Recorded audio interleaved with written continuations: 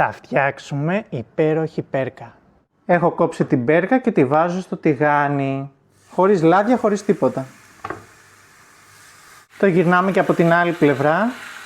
Προσθέτουμε τώρα το κρεμμύδι το ψιλοκομμένο. Μία σκελίδα σκόρδο. Προσθέτουμε ελαιόλαδο. Το σβήνουμε με κρασί. Προσθέτουμε λίγο βραστό νερό. Προσθέτουμε 2-3 φύλλα δάφνης, αλάτι, ρίγανη, πιπέρι και το καλύπτουμε με ένα καπάκι και τα αφήνουμε να βράσει για περίπου 8 με 10 λεπτά. Προσέχουμε μην βγει όλο το νερό. Και η πέρκα μας είναι έτοιμη. Πάμε να δοκιμάσουμε την πέρκα.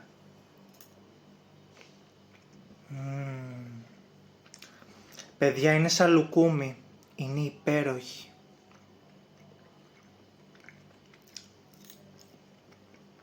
Είναι πεντανόστιμο.